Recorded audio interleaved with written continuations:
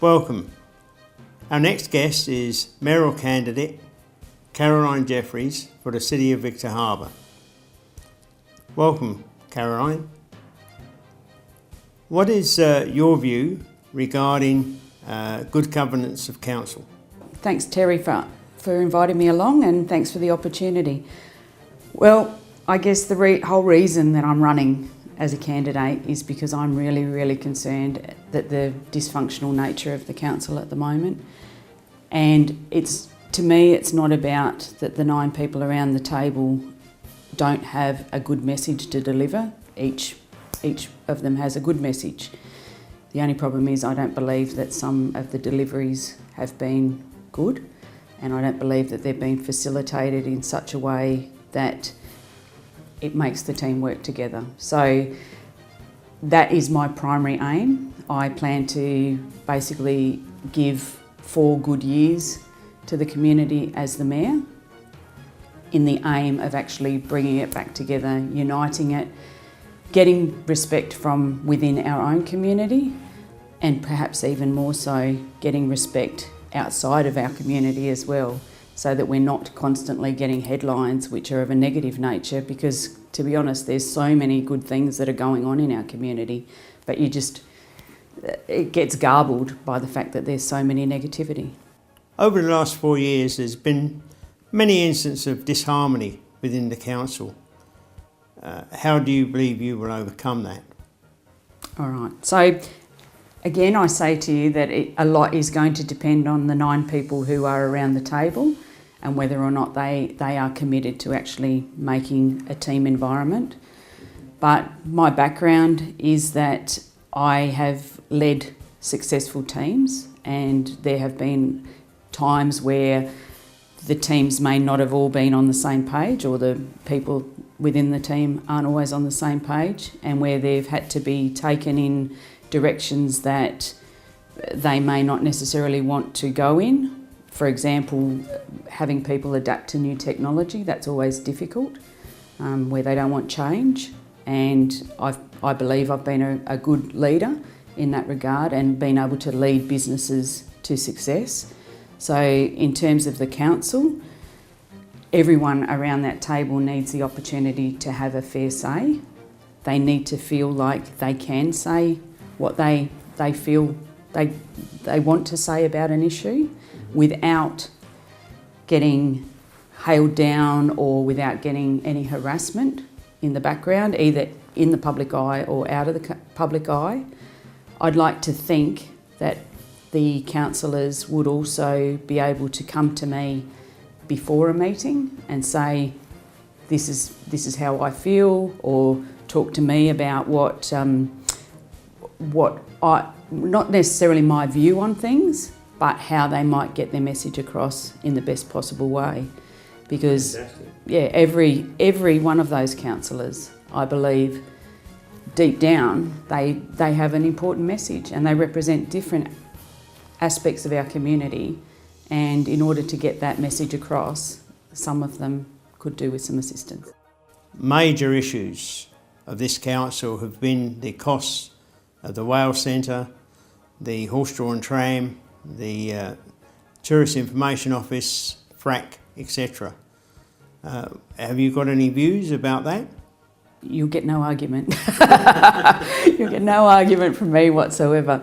So I guess there's an important meeting tonight to discuss some aspects of that, and they are seen in the public eye to be not necessarily core parts of what the council is about. And so I believe every opportunity should be given to exploring opportunities to make it cost neutral for the council.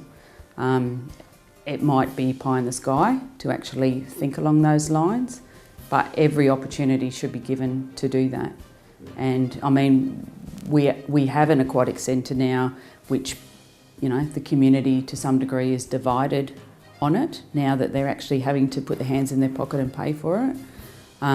But at the end of the day, we have an aquatic centre. You can't just run away from it now. So, and we have these other things which are important parts of our community, trams and whale centres and the like. So it's a matter of working together to come up with solutions. Rates are a major issue to many of our residents. Have you an idea of how you can assist them? I'm a ratepayer, so how do you think I feel? Look, I would love to be able to sit here and say, oh look, we can lower rates, but I don't know that that's necessarily realistic.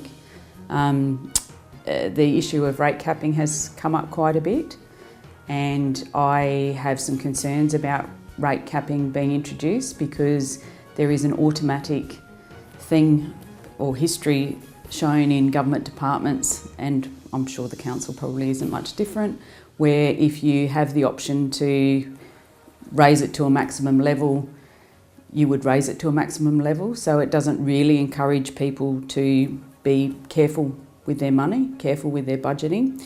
So in terms of the rates, I would like to see more concentration on the things that are the core parts of what the council does, and less on some of the things that probably are not part of the core values of the council or the core roles of the council.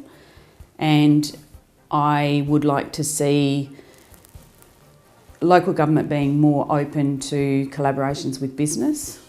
And my background and some of my business connections here has shown that I can actually bring businesses together to work together. So that would be something that I would be looking to try to facilitate. Council committees, Section 41 committees, have you an idea or a view as to whether we have too many? I'm certainly prepared to serve on committees, absolutely.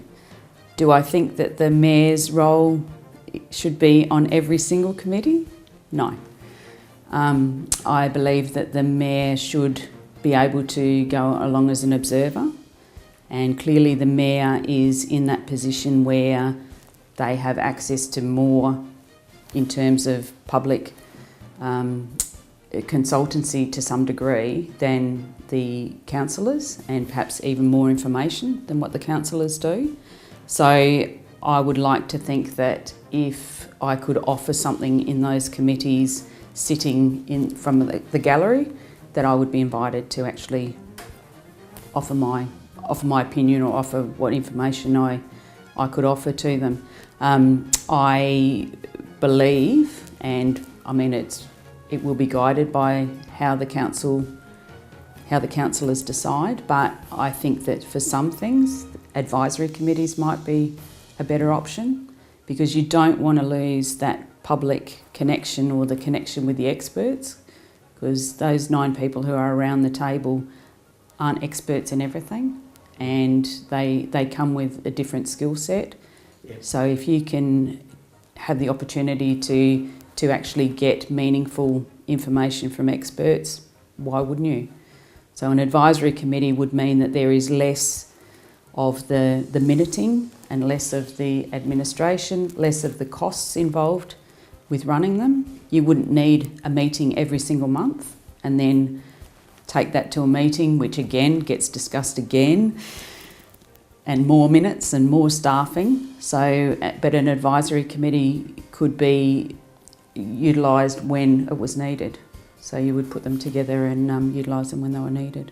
The state government is pushing more and more regulations onto councils.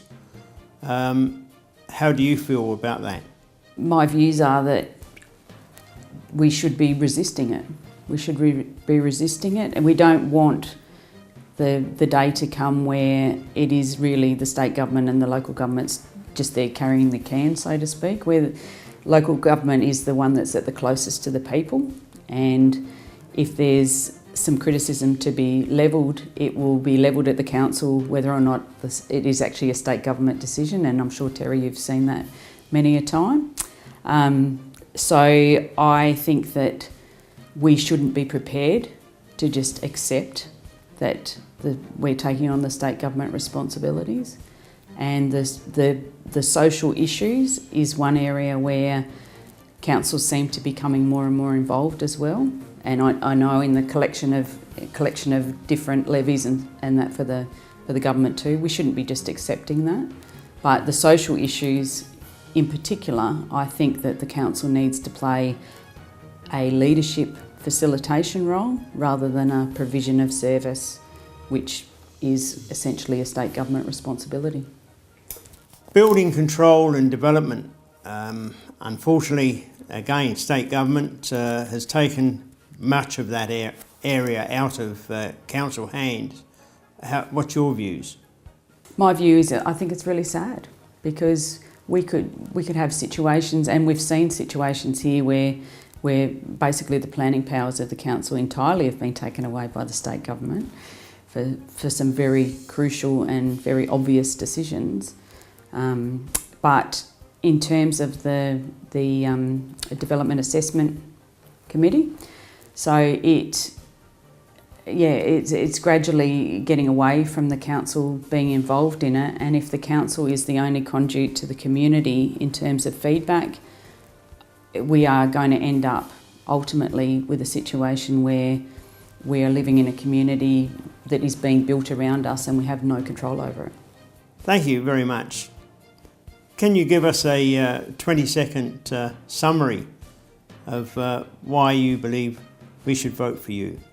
My message is pretty simple, Terry, and I am who I am. People can see me for who I am. I don't pretend to be anybody else. I have no political aspirations. I have nominated purely and simply because I had serious concerns that the candidates who had nominated as the mayor could bring together the council to operate in a functional way where we could be taken seriously as a community, where we can celebrate the things that are great about Victor, where we can create a future, because I'm a grandmother, I've got a grandchild here, my son lives here as well.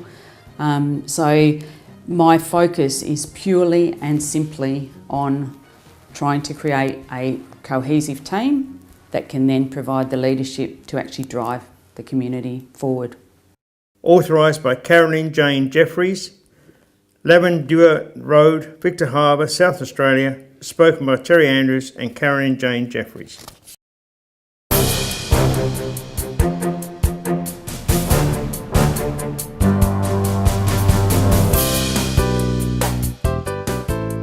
South Coast Television, your community, your voice.